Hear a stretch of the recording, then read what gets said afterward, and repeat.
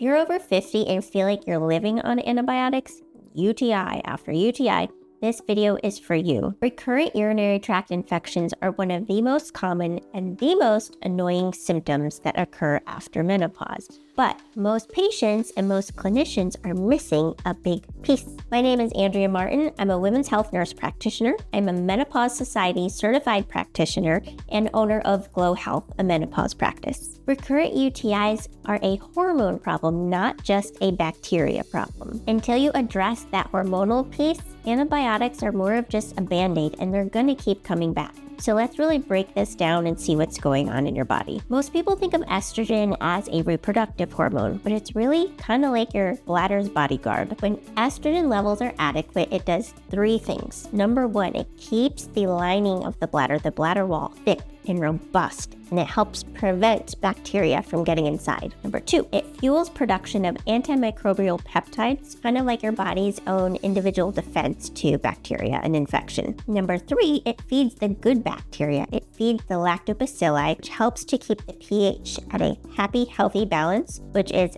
not so good for the bacteria who want to live there and establish residence. After menopause, lactobacillus levels drop significantly, and this kind of shifts the entire ecosystem of the bladder. You end up getting more of the bad bacteria moving in and more of the good guys moving out. You start to feel some burning, maybe you're peeing more often than usual. The tricky thing is that sometimes antibiotics can have a little bit of an anti-inflammatory effect. So you might feel a little bit better when you start them. But again, we're missing that hormone piece. Every time you throw antibiotics at your bladder, now we are killing off more of those good guys I was talking about before, the lactobacilli. They are lowering your defenses more and more every single time. And it gets even worse. As your estrogen levels plummet and your bladder lining gets thinner, the bacteria, especially E. coli, can burrow down deeper and deeper and deeper. They can form these things called biofilms, and antibiotics have a really hard time reaching that bacteria once it's kind of buried down deep. And then what happens is they can emerge later as new infections. So what do we do about this? This is not a good situation. And the answer is pretty easy. We need to add in vaginal estrogen. Like I said, this is a hormone problem, not just a bacteria problem. Evidence for the use of vaginal estrogen is very strong. Studies show that vaginal estrogen can decrease your risk of recurrent UTIs by about 58 to 75%. Vaginal estrogen works by restoring that healthy pH, which the bacteria do not like. It thickens the tissues and just makes the overall system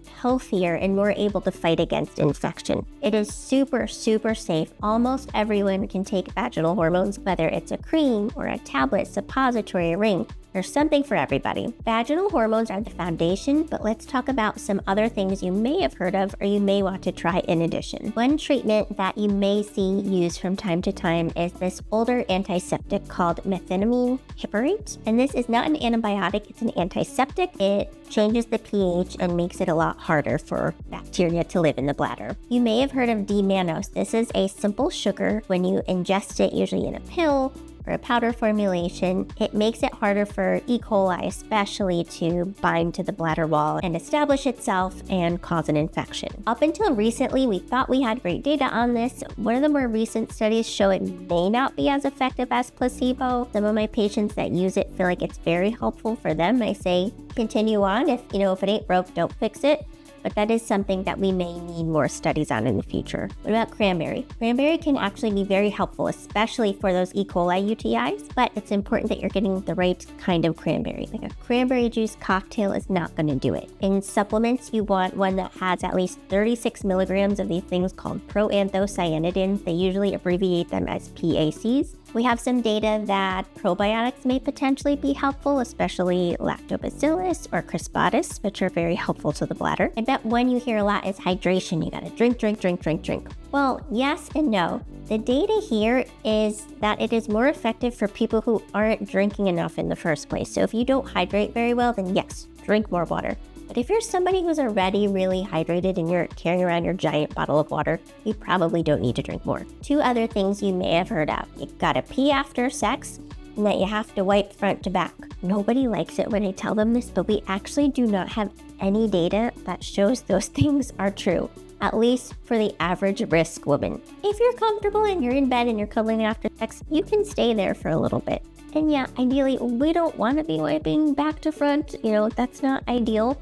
But for most women, the data actually doesn't show that it's all that bad for you. But maybe we just shouldn't do that anyway. And then finally, as much as we can, antibiotics should be used for acute phase infections, in the moment. We really try to avoid using them as a long-term plan to prevent infections, but for some people, it's just something that we end up having to do. So if you haven't yet, bring this up to your clinician. Tell them that you want to talk about vaginal hormones. It can sometimes take up to about 3 months to see the effects, but it will start to work. You can certainly consider, in addition to that, a non-hormonal preventative, maybe cranberry, maybe d-mannose. They're usually pretty low risk, and you can add that on top of your estrogen therapy. Understand that this is a treatable condition. You are not doomed. This is not something that you're going to be stuck with for the rest of your life. When you address the root cause, which again is hormonal, not bacterial, you can break this cycle and you can live UTI free. Share this with someone in your life who might need to hear it.